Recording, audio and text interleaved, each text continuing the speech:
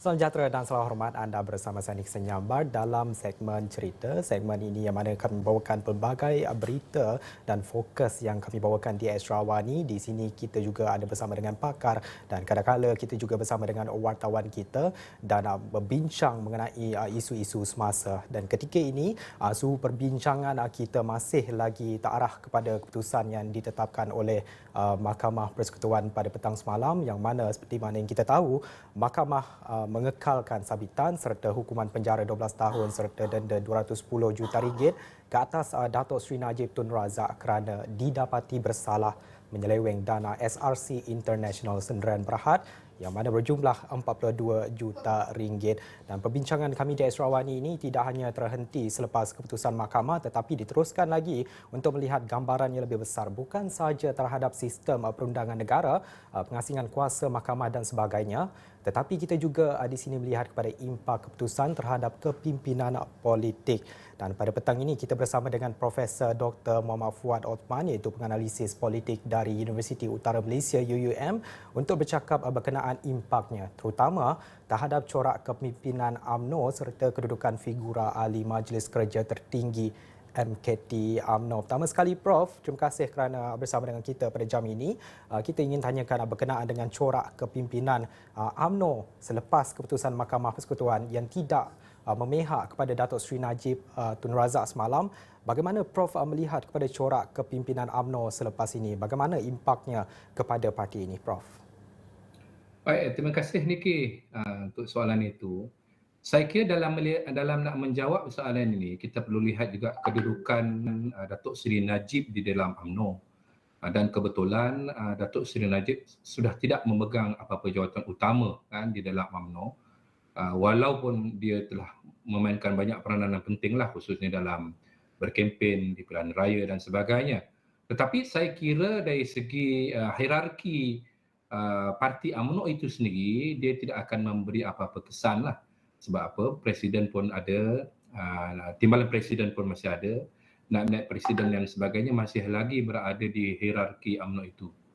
Cuma mungkin dari segi impaknya kan, dari segi impaknya UMNO itu kepada masyarakat yang terbesar mungkin ada sedikit berbeza lah. Mungkin sebelum ini Datuk Seri banyak membantu UMNO, tapi sekarang ini dengan kekangan yang ada dan yang telah dijatuhkan hukuman, mungkin UMNO akan bergerak tanpa adanya Datuk Seri Najib itu, Niki.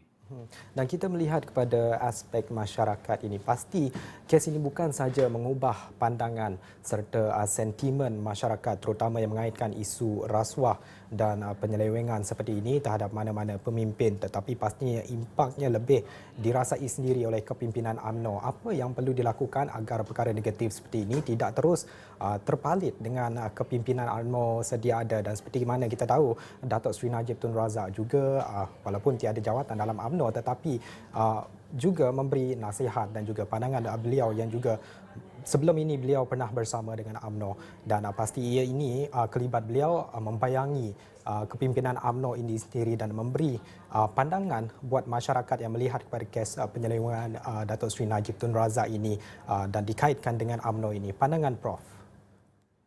Baik, saya kira UMNO dia kena membuat keputusan lah untuk bergerak ke hadapan ataupun ingin cuba menyelesaikan masalah kemulut yang ada sekarang ini.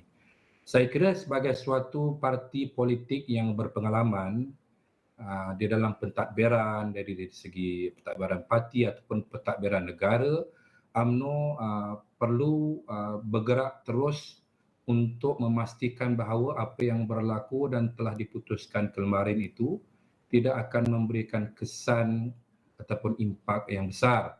Oleh kerana seperti saya katakan tadi, walaupun Datuk Seri Najib ini banyak jasa-jasanya pada UMNO, tetapi pada masa yang sama UMNO juga ada presidennya Datuk Seri Zaid Hamidi, ada juga timbalan presiden Datuk Mat Hassan, naib presiden dan sebagainya. Jadi saya kira dalam bahasa Inggerisnya UMNO kena move forward dan perlu merancang dengan lebih tuntas bagaimana yang paling penting adalah untuk menghadapi pilihan raya umum yang akan datang.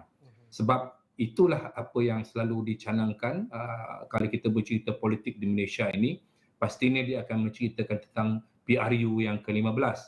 Jadi saya kira UMNO juga perlulah bergerak ke hadapan, walaupun impaknya mungkin ada di situ, tetapi saya percaya dan yakin dengan pengalaman dan organisasi UMNO yang begitu hebat, yang masih lagi mempunyai blok MP yang terbanyak di dalam parlimen, dia perlulah bergerak ke hadapan supaya ia dapat memberikan khidmat yang terbaik kepada bukan sahaja ahli UMNO tetapi kepada rakyat seluruhnya.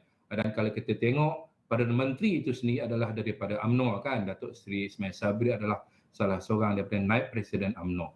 Jadi saya kira begitulah, maknanya UMNO dia kena bergerak ke depan walaupun dengan orang putih kata setback yang kita hadapi pada ketika ini, supaya dia boleh menangani dan boleh menjuarai apa-apa sahaja yang dirasakan beat on the street kan rakyat pada ketika ini, khususnya dalam menghadapi PRU 15, Niki.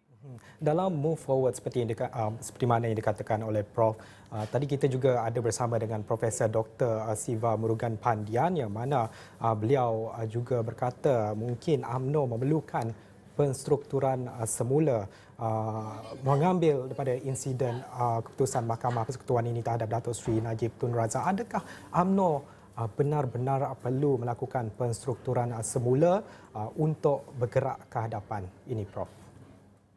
Baik Niki, saya rasa untuk jawatan-jawatan yang dimenangi di dalam pertandingan pemilihan Agung UMNO, maka itu tidak boleh ditukar kan.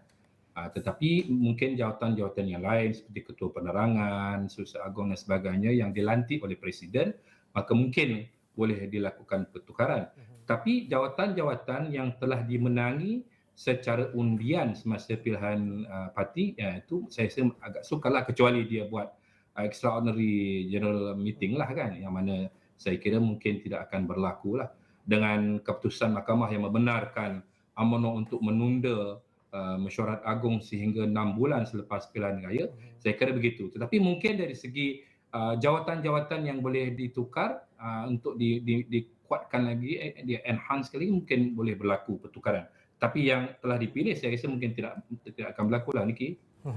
Juga kita nak melihat kepada jangkaan, mungkin pandangan Prof, kita melihat kepada kedudukan dan peranan Perdana Menteri yang seperti mana Profesor katakan datangnya juga daripada UMNO, yang juga naib Presiden UMNO Datuk Seri Ismail Sabri Yaakob serta timbalan Presidennya Datuk Seri Muhammad Hassan, selain kedudukan Datuk Seri Zahid Hamidi dalam menakoda jentera parti ini. Adakah dijangka ada perubahan dalam masa terdekat ini mengambil kira keadaan yang berlaku sekarang ini? Pandangan Prof. Baik, kalau kita lihat sebelum ini ada juga yang menyatakan bahawa kehadiran Datuk Seri Najib sebagai contohnya boleh overshadow peranan yang dimainkan oleh Presiden, peranan yang dimainkan oleh Perdana Menteri dan selainnya.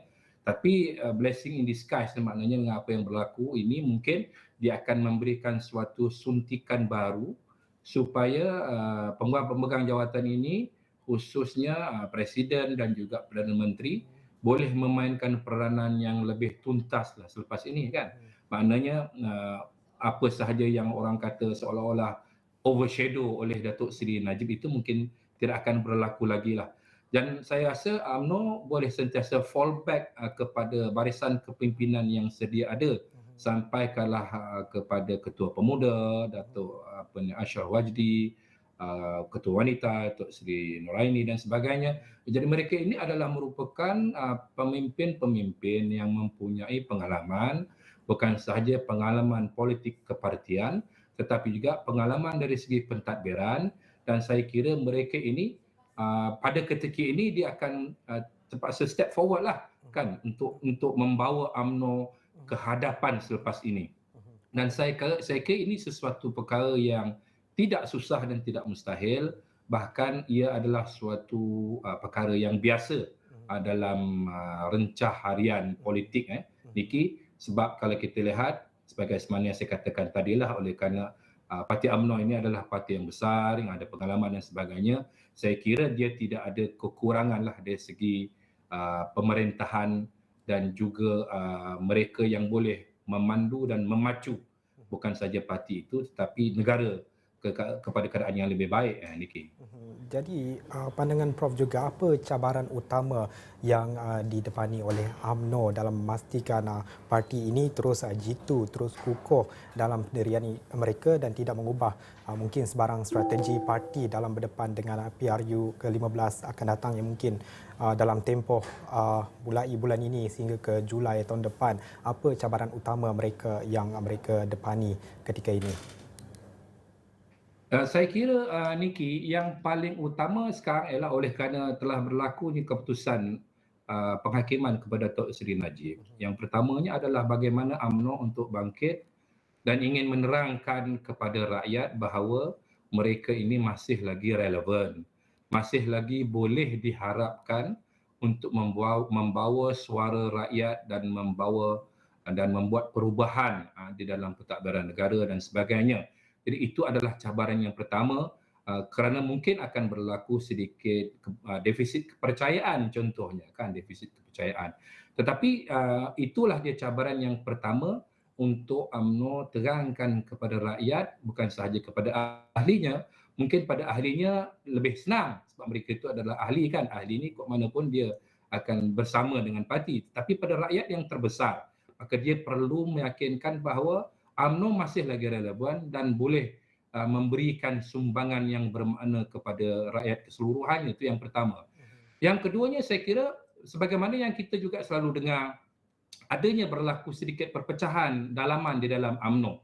Jadi pada masa ketika inilah saya kira UMNO perlulah merapatkan kembali kepimpinan dia. Apabila kepimpinan itu rapat, pastinya ahli juga akan rapat, supaya apabila tibanya masa untuk menghadapi pilihan raya nanti, maka dia akan menjadi suatu kuasa yang berpadu. Jadi apabila kuasa yang berpadu itu, maka lebih mudahlah untuk dia merancang dan melaksanakan program-program yang boleh menambat hati rakyat. Jadi saya kira itu dua perkara utama yang perlu dilaksanakan oleh UMNO, iaitu yang pertama bagaimana ingin menerangkan kepada rakyat bahawa mereka masih lagi relevan, masih lagi boleh berkhidmat, dan yang kedua bagaimana mereka boleh consolidate atau memperkukuhkan kedudukan UMNO itu sendiri sebagai kuasa tulang belakang di dalam Barisan Nasional. Barisan Nasional ada banyak parti, tetapi tulang belakang kepada Barisan Nasional itu adalah UMNO, Niki.